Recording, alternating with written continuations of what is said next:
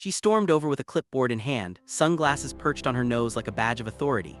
"Excuse me, sir, but it's after 9 p.m. We have quiet hours here," she said sharply. What she didn't know, what would unravel her self-made empire, was that the man she was scolding was the very reason the neighborhood even existed. He didn't just live here, he built it. And what Karen had just done, that was her first and biggest mistake. Thomas Elwood wasn't your average homeowner. At first glance, he looked like any other retiree: gray hair, kind eyes, flannel shirt tucked neatly into worn jeans. He spent most evenings on his back porch playing old country music just loud enough to remind the stars he was still kicking. But what made him different, what gave him the quiet, almost invisible power that ran through the roots of every property on that street, was a little deed filed decades ago, tucked into county records that few had bothered to read.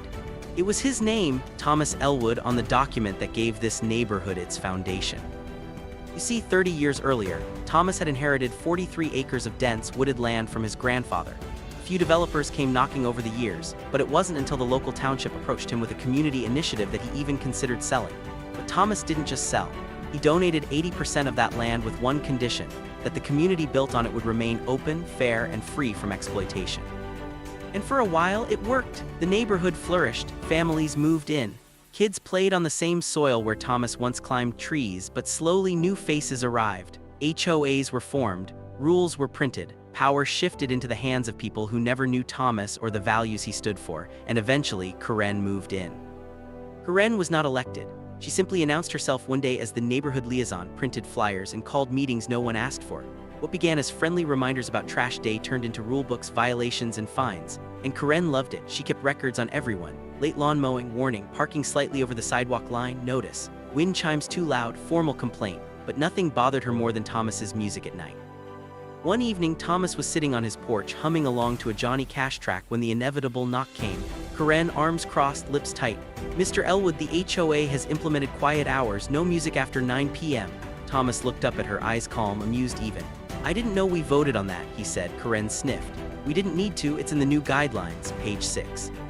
Thomas didn't argue. He simply smiled, nodded, and turned down the volume. But he wasn't one to be bullied. Karen, however, mistook his politeness for submission. What she didn't realize was that she had just triggered something deep inside the roots of that land, something no rulebook could silence. The next day, Karen dropped a folded notice on Thomas's porch. "Second warning, noise violation," typed in all caps, underlined twice, with a citation number she clearly made up.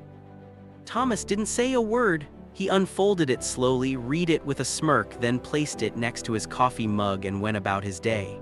But that evening, instead of silence, Johnny Cash played again, this time just a little louder. It was almost ceremonial. The notes rolled across the quiet cul-de-sac like a breeze from the past. Some neighbors smiled, others leaned out their windows, one man even clapped softly in rhythm. Karen, fuming in her living room, called for an emergency HOA meeting. Of course, only 2 people showed up, her best friend Janice and a teenager bribed with pizza.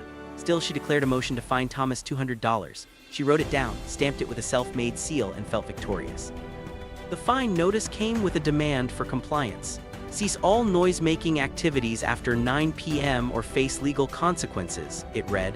Karen delivered it herself, tossing it into Thomas's mailbox with a dramatic sigh.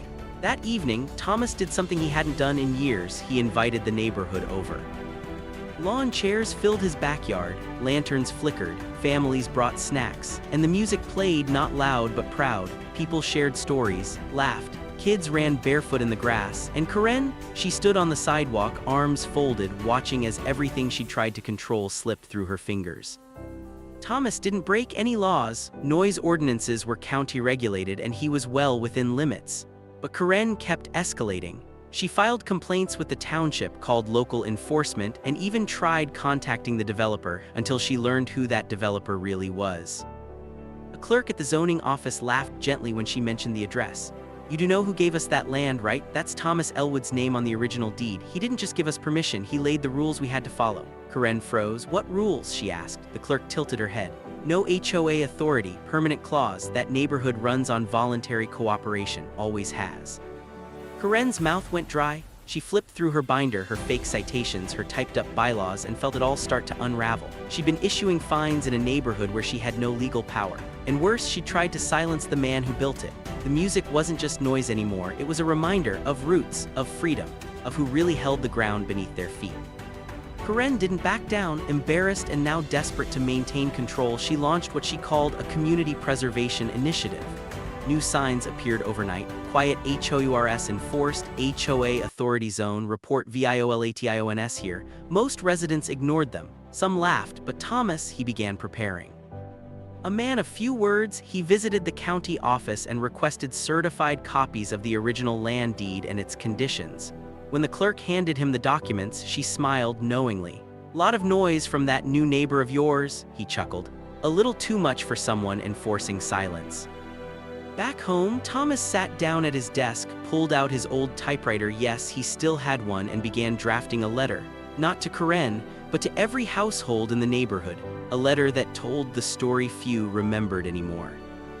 Began with, before this place had pavement, it had trees. Before it had fences, it had freedom. And before it had rules, it had trust. He wrote about his grandfather's vision, about the land's purpose, about community built on kindness, not control. He attached a copy of the deed showing that the neighborhood could never be governed by a homeowners association. And at the end he wrote, "Play your music, plant your flowers, let your children laugh. This land was never meant for silence." He hand-delivered each letter, placing them gently into mailboxes as dusk settled over the neighborhood. By morning, Karen's signs were gone. Quiet hours, forgotten. The people had remembered who they were and, more importantly, who they were. Karen called a meeting to defend herself. Only Janice came. She ranted, pouted, accused Thomas of spreading misinformation. But no one listened anymore. The street had come alive. Chalk drawings appeared on sidewalks. Wind chimes sang again, and Thomas, he kept playing his music like a heartbeat for the block. The tension didn't vanish overnight, but the power had shifted. Karen tried once more to find someone, this time for unregistered Halloween decorations. The family laughed and invited her to their porch party. She didn't come. It was over, and though Karen still lived there, she was no longer feared. Her rulebook sat dusty on a shelf, replaced by something stronger, community.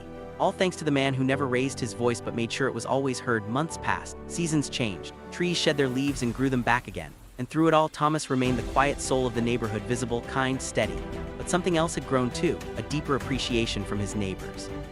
They began to visit him more, bring him cookies, ask for stories about the old land days. Karen, meanwhile, had receded. She stopped her patrols, her flyers vanished. The clipboard disappeared. Some said she took up birdwatching, others said she was just embarrassed. But everyone agreed things felt lighter. Then one afternoon, a large brown envelope arrived for every household, marked with county letterhead. Inside was an announcement: Elwood Park dedication ceremony. A small corner lot, once unused and overgrown, was to be transformed into a public garden donated again by Thomas. The note at the bottom read, "No restrictions, no rules, just joy." The ceremony was simple. Neighbors gathered. A wooden sign was unveiled. "Elwood Park, in honor of the land that built us."